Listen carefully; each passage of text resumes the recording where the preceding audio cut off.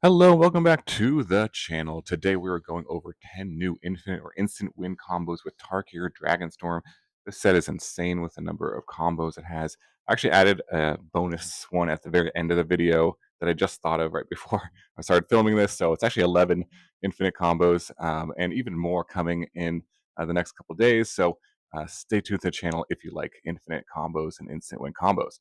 Let's jump right into it with the first one, which is getting infinite saprolings with Sprout Swarm and Temur Battlecryer. Now, Temur Battlecryer is, I think, a very powerful card. It's 3 mana for a 4/3. It says during your turn, spells you cast cost 1 less to cast for each creature you control with power 4 or greater. So note this counts itself, so it discounts all the spells you cast during your own turn by 1. And if you have 2 of these out, it actually discounts your spells by 4 because each one is seeing each other and it's seeing itself. So each one is 2. So if you have 2 of these out, or if you play one and say you just make a copy of it, you can use. There's plenty of spells that make copies of creatures. So any way to get 2 of these out, it'll discount all your spells by 4, which is very powerful on its own. It does go infinite, however, with Sprout Swarm, which is essentially 5 mana to make a 1/1 Saproling with buyback, but you can also convoke it. So you can pay one, uh, basically tap a green creature to pay the green mana cost in this. And if it's reduced by 4, then you can basically just tap the Saproling itself to keep playing itself over and over and over again, keep buying it back over and over and over again. So you can, even if you like are tapped out, you can tap one of your battle criers to start this, to play the swarm, and then use the green saproling every turn or every time to continue to convoke it over and over and over again. So you get infinite. They will be tapped um, tokens, but if you have anything to kind of take advantage of a creature coming into play, then you can kind of win right away, or you just kind of do this and then untap and attack with all of them the following turn. So either way, you get infinite saprolings with just 3 cards, and I believe this is modern legal. So maybe something to consider for there, but also just kind of fun to think about. All right, let's on to the next one. This one is standard legal, and this one involves infinite mana with Redshift, the Rocketeer Sheaf, and anything that pumps Redshift up to its power of 6 or greater. Now, it works with the Ringing Strike Mastery, which is a new card here. 1 mana for an aura. It says it when it comes into play, it taps the creature, doesn't untap, but also gives it the ability of 5 mana to untap the creature. So you can see where we're going here. Redshift then can tap for 6 mana, and then you pay 5 to untap it, right? And then taps for 6, pay 5 to untap it. So you're netting a mana every time you're doing this, and so you're generating infinite mana this way. You could even get this off as early as turn 3 in standard if you played Redshift on turn 2, and then you go Ringing Strike Mastery, Titanic Growth, tap for 6, untap, and now you get infinite mana. The mana is only for activated abilities. However, Redshift itself has a exhaust ability for 12 mana to put any of the permanent cards from your hand onto the battlefield. So you could use that ability on turn 3 and put in, for example, the Realm Scorcher Hellkite. You had that, and use that to go infinite, do infinite damage to your opponent, or just put in a bunch of big creatures, permanents, whatever you have in your hand on turn 3. So, kind of magical Christmas land here. You could do this, but there actually are some other cards in standard too that do similar of what Redshift does, that tap for its power, gives you mana for its power. So you could use those. Redshift is the cheapest one at only 2 mana, but there are some redundancy in terms of that effect as well. So that is something to kind of consider if you want to make, and maybe I will probably make some janky standard infinite mana combo around this. But definitely a potential to be pretty powerful on turn 3. So yeah, that is a Ringing Strike Mastery combo. Okay, next up we've got Ugin, Eye of the Storm, which is a very powerful planeswalker, I think, in and of itself. Doesn't necessarily need all that much help, um, which, is cool, but uh, the combo here, the infinite, or the instant win combo, I should say, is with Doubling Season. So if you don't know what Ugin does, it says whenever you cast a spell, you exile 1 target permanent, that's 1 or more colors, and whenever you cast a color spell, exile 1 target permanent, that's 1 or more colors. +2, gain 3 life, draw a card. 0 to add 3 colorless mana. But the ultimate here is -11. Search your library for any number of colorless non-land cards, exile them, then shuffle. Until end of turn, you can cast those cards without paying their mana costs, which is insane. If you can do that right away for 7 mana. So if you have Doubling Season and you play a Planeswalker, it comes into play with twice the amount of loyalty, right? So it'll come into play with 14 loyalty, then you can ultimate it right away. Now, then you can search your library for, if you just have 4 Ugins in your deck, you could search for 3 other Ugins and then cast all of those and exile more cards. But if you have anything like an Emrakul or just any big colorless spells, you could just exile basically all of your opponent's creatures. If you had like multiple Emrakuls, you just cast all of them for free and take like 4 extra turns, something like that. I don't think it would be too hard to design your deck to have some colorless spells in it that you just cast for free and just win instantly, especially given that Ugin itself is exiling um, your opponent's permanents every time you're casting them as well. So I think Doubling Season plus Ugin is usually going to be lights out and doesn't take that much deck space really to make that work. So yeah, we'll see. I don't know. Seems like a fun sort of brew in Standard and maybe any older formats as well that you could uh, build this. But yeah, let me know if there's any other cool Ugin combos. I mean, that card just seems great on its own, and probably we'll see play in some format. So that is the Ugin combo. Okay, next up we've got Infinite Stormsplitters. So this was one of my favorite combos, the Enduring Vitality Stormsplitter combo. Super fun to try to pull off. Just generate a ton of Stormsplitters. And in Tarkir Dragonstorm, we've got this new card, Auroral Possession, um, which is 2 mana to return target card from your graveyard to your hand. So any card from your graveyard. Now, these loop together. If you have 2 of them or just have 1 in your graveyard, right? You can kind of continually cast them over and over again. However, they just cost 2 mana to go through that loop. But if you have like Enduring Vitality into Stormsplitter, what that does is that you can tap your Stormsplitters for mana now and the Enduring Vitality, and then you can cast instants or sorceries to create additional copies of Stormsplitters, which then can be tapped for mana. So it doesn't take too much to kind of just go off with this combo. Let's say you had a possession in the graveyard, 1 in your hand, you play Vitality, you play Stormsplitter. Now you only need 1 additional mana or like a 1 mana instant or sorcery to create an additional Stormsplitter so that you now have 2 Stormsplitters. Once you have 2 Stormsplitters and you tap them both for a possession, then you get 2 more. And then you tap another one for possession and you get 4. And then you get 8. And then you get, 16, 30, 32. So you basically get infinite Stormsplitters if you have 1 in your graveyard or just 2 in your hand and you are just loop another spell. Any 1 mana spell in your graveyard, that would work as well.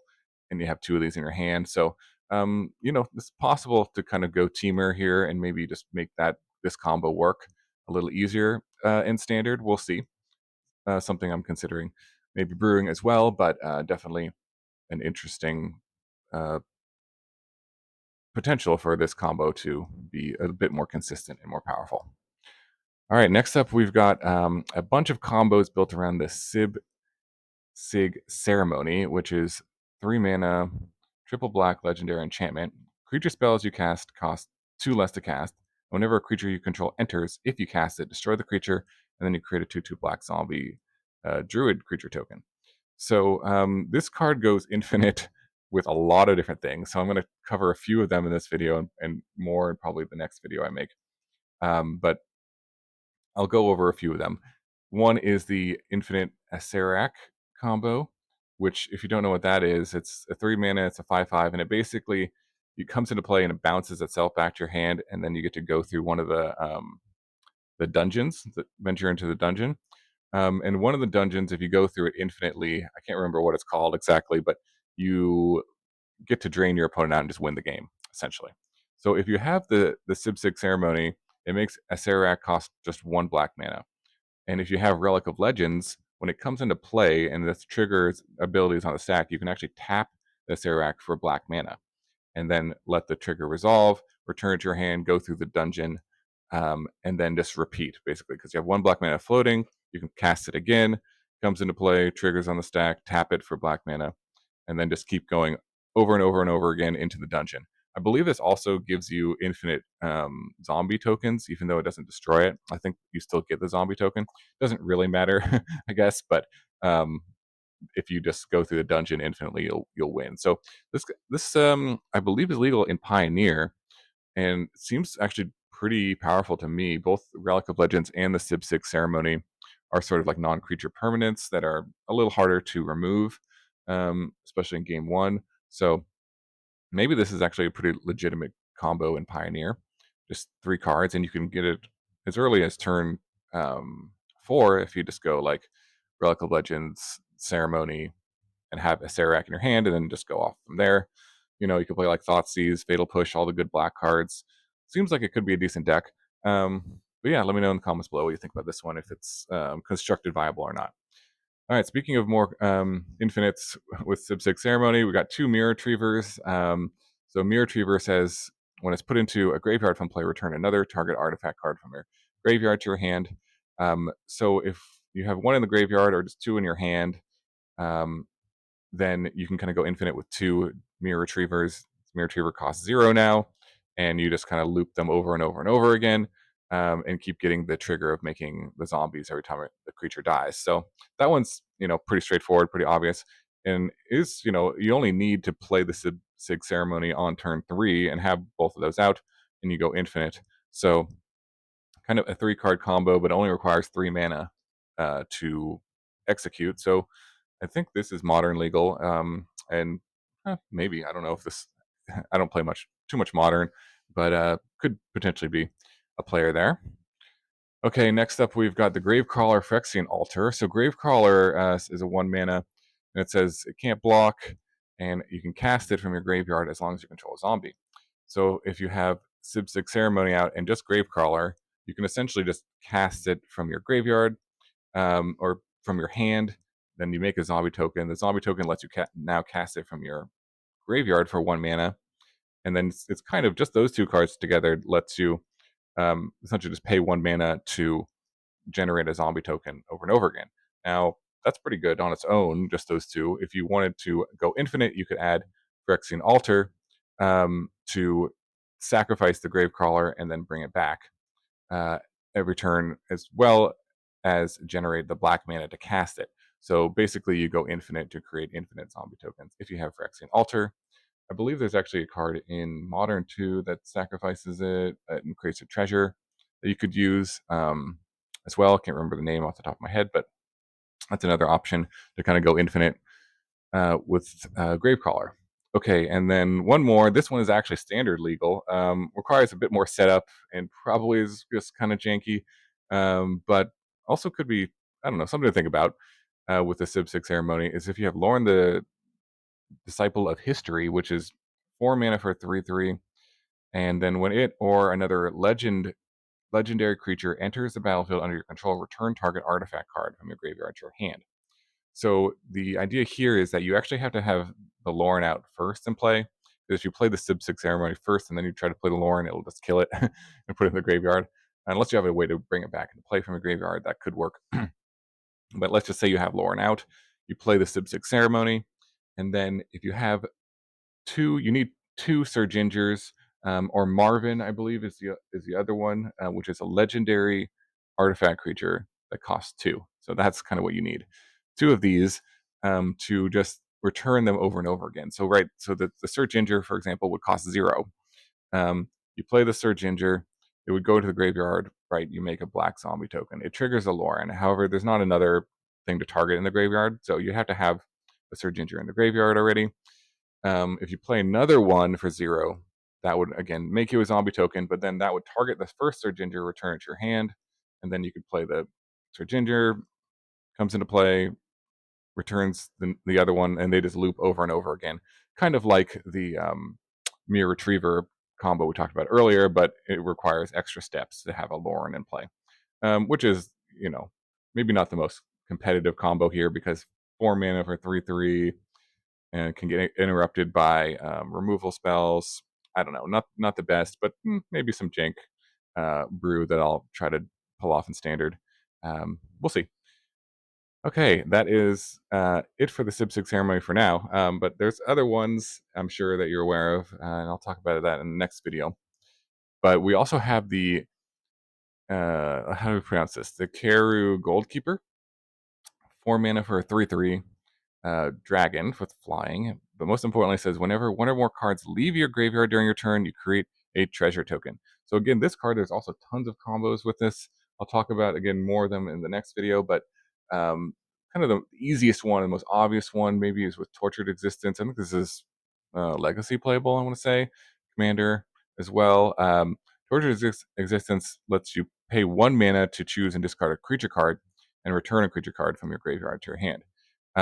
So you basically just need to have a creature in your graveyard, a creature in your hand, and then you pay 1 mana to just loop them. You can discard it and return one, discard, return one, and then every time you're doing that, you're generating uh, a treasure token because of the Goldkeeper. So that basically pays for the black mana cost in doing the Tortured Existence activation. So you can kind of do that over and over again. Now, by itself, it doesn't really do anything. Like you get a treasure and you sacrifice a treasure. You get a treasure, sacrifice a treasure, right? Um, if you had two of those in play, it would generate infinite mana. But also, the cheapest way I could think of that would win the game is if you have, say, Altar of the Brood, which says whenever another permanent enters the battlefield under your control, each opponent puts the top card of their library into the graveyard. So the permanent that comes into play is the treasure token that you get. So Altar of the Brood, the Goldkeeper, and Tortured Existence goes infinite to infinitely mill your opponent, essentially. So, yeah, that's sort of the easiest and cheapest combo with Goldkeeper that I could think of. Again, there's a few more that I'll talk about in the next video. Okay, next up we got mill your entire deck with the Glacierwood Siege. And I'm aware this may be banned in a few days of this video, but this was fun to think about anyways. So Glacierwood Siege is 3 mana. You enter as you choose Temur or Sultai. We're choosing the Sultai, the Temur mode here, not the Sultai mode. Sultai mode is we're just returning lands from your graveyard. Temur says whenever you cast an instant or sorcery spell, target player mills 4 cards. So you're going to be targeting yourself here. Now, if you have Underworld Breach and Strike It Rich, you basically just go infinite here. There are other sort of Manamorphose, I believe, and just spells that can pay for themselves that you could use for this combo. But essentially, you cast Strike It Rich, and that mills you for 4. And then Underworld Breach lets you cast the Strike It Rich again from your graveyard by exiling the 3 of the 4 cards that you milled yourself, and then the treasure token can pay for the Strike It Rich cost. So it basically goes infinite, mill your entire deck, cast a bunch of spells. You can win with Grape Shot, Thassa's Oracle, those traditional Underworld Breach win conditions. You can just mill them and then cast them. So definitely an interesting combo. Striker Rich is interesting too because you could actually use that to play it on turn 1, and then turn 2 you could play the Siege, and then turn 3 you could play the Breach and kind of go off from there and win on turn 3 with this combo. So yeah, seems pretty decent if we'll see Underworld Breach doesn't get banned. This is also, I believe, historic legal, so you could play this on Arena if you wanted to, brew that up and kind of go off from there, as well as Grape Shot and Thassa's Oracle. Is Thassa's Oracle legal in historic? I don't know. It might have been banned in historic. I'm not sure, but Grape Shot is legal, I believe. Correct me if I'm wrong. I don't play a ton of historic, but anyways, this is certainly a 3-card combo that mills your entire deck and creates a bunch of storm. So either way, seems pretty sweet. Okay, and last up, this is my bonus one that I just thought of today because this card just got spoiled as like the very last spoilers of Tarkir Dragonstorm. And it's an uncommon. It's the Iridescent Tiger here, which is 5 mana for a 3/4 cat. And when it enters, if you cast it, you add 5 mana, one of each color. Kind of cool. I guess you could use this as like mana fixing or something like that. But there's obviously ways to go infinite with this. If you use Roaming Throne and you name cat with this, Roaming Throne says if a triggered ability of another creature you control triggers, it triggers an additional time. And the cat's ability is a triggered ability, so that would trigger an additional time. So essentially, you play this, and you get 10 mana, which is kind of cool on its own. Maybe just like as a ramp card. But if you have Meticulous Excavation, You can pay 3 mana, 3 of the 10 mana to return the tiger back to your hand, and then the 5 mana to cast the tiger. So that's just a total of 8 mana of 8 of the 10 mana that you got to create this loop. And so you would get essentially 2 mana uh, of any. I believe you could do any color. Yeah, because you only need 1 white and 1 red. So you could do any color to go infinite with this.